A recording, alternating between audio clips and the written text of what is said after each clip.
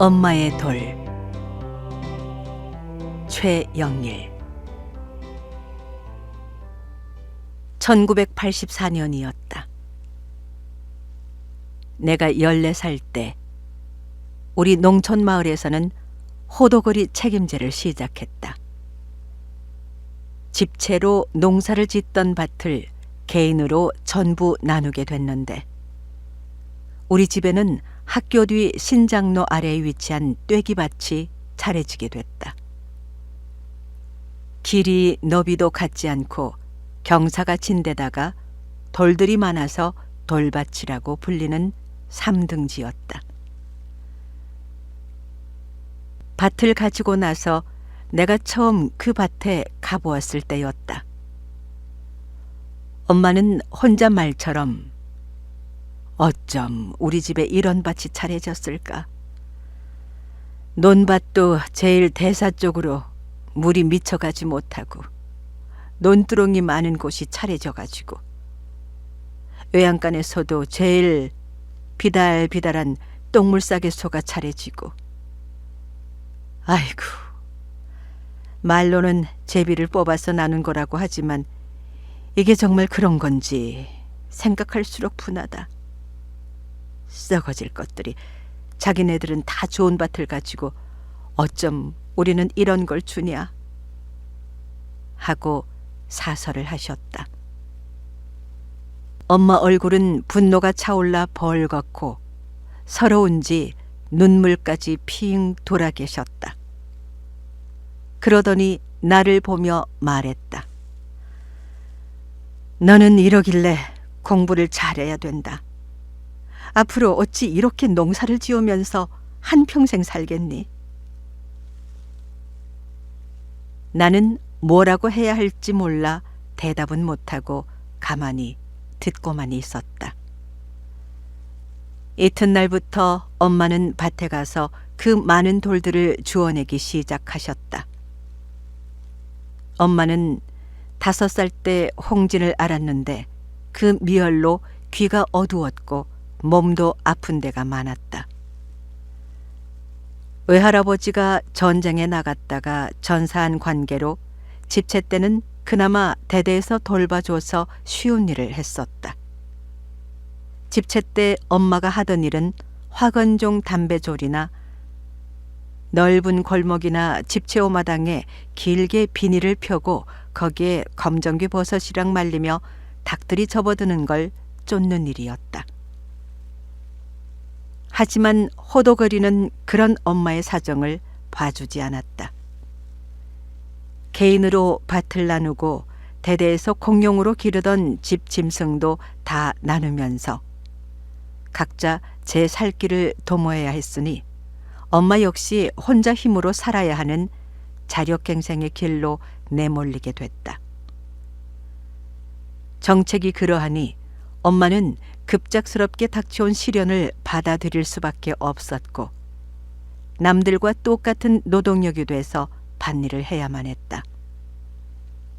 아이 둘을 키워야 하고 본인도 먹고 살아야 하니까 말이다. 친척이라도 있으면 좀 도와주련만 우리는 동네에 친척 하나 없었다.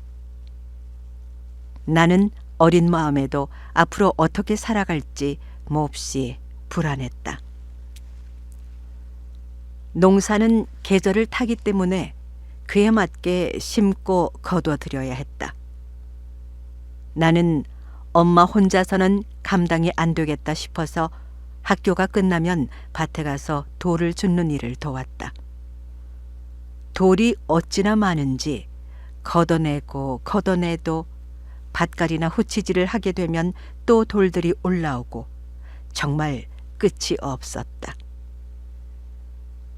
나도 방과 후나 일요일에는 호미를 들고 밭에 가서 엄마와 함께 일했는데, 기음을 매다 보면 호미에 돌이 묻어 올라와 호미가 돌에 긁히는 소리가 애처롭게 들렸다.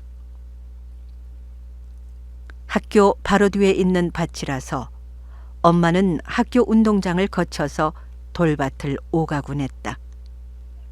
나는 학교 운동장에서 뛰놀다가 엄마가 지나가는 걸 보면서 엄마는 오늘도 또 얼마나 무거운 돌들을 많이 메어 날랐을까 라는 생각을 하곤 했었다. 그런 생각을 하면 아픈 몸으로 고생하시는 엄마가 한없이 불쌍해 났다. 그 돌밭을 엄마는 장장 5년을 가꾸었다.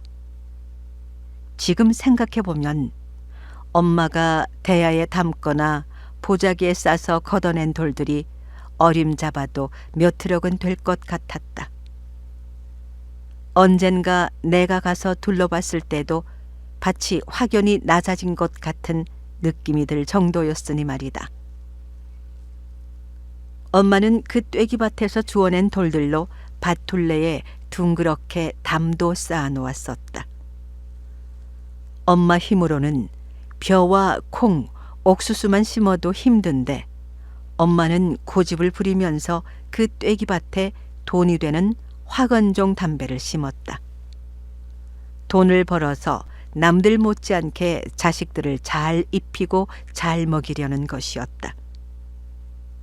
그 떼기밭은 가물이 드는 해에는 돌밭이라서 수분이 쉽게 빠지고 돌에 열이 올라 담배모들이 말라 죽어서 몇 번씩이나 보식을 해야 했다.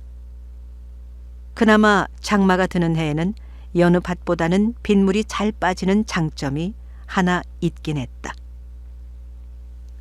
엄마는 또 신장로 쪽으로 밭을 야금야금 뚜져서 넓히시고 거기에 마늘이며 올감자를 심었다.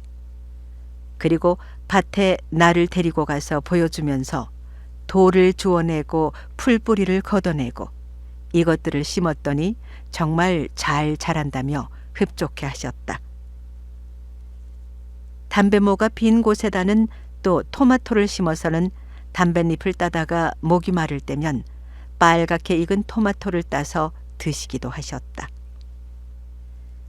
그 돌밭을 가져서부터 꼭 5년 뒤 엄마는 지병으로 세상을 뜨셨다. 그러니 엄마는 그 돌밭을 가꾸다가 생을 마감한 셈이다. 엄마가 돌아가셨을 때 나는 엄마가 돌밭에 돌들을 주워내던 생각이 제일 먼저 났다. 그 많은 돌을 주워내며 너무나도 고생해서 몸이 견뎌내지 못하고 병이 든 것 같아서 가슴이 미어질 것 같았다. 엄마가 돌아가신 지도 수십 년 세월이 흘렀다. 엄마가 돌아가실 때 19살 철부지였던 나도 이제 반백의 나이가 됐다.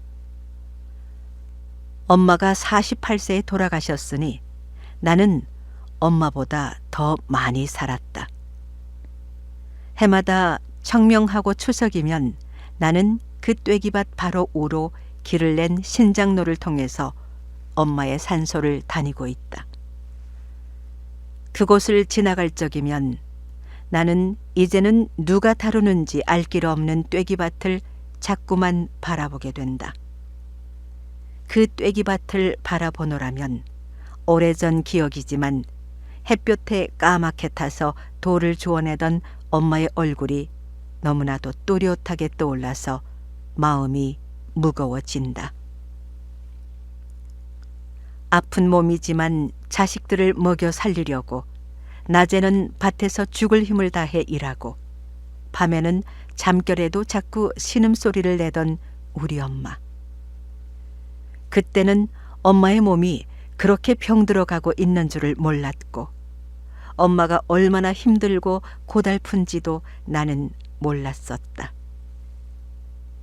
나이 50이 돼서야 나는 비로소 알 것 같다.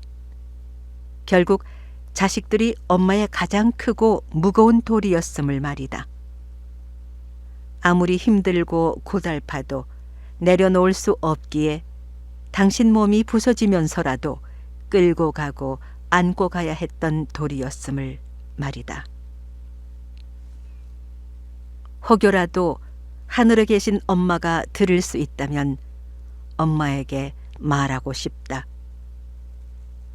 임종 직전까지 너희들 어찌 살아가겠느냐 걱정하던 엄마의 자식들은 모두 엄마가 돌아가셨을 때보다도 더 나이를 먹었고 결혼하고 자식 낳아 기르면서 남만큼 잘 살아가고 있다고 말이다. 그러니 아무 걱정 마시고 이제 그 무거운 돌들을 어깨에서 가슴에서 내려놓으시고 부디 홀가분하게 지내시라고 말하고 싶다.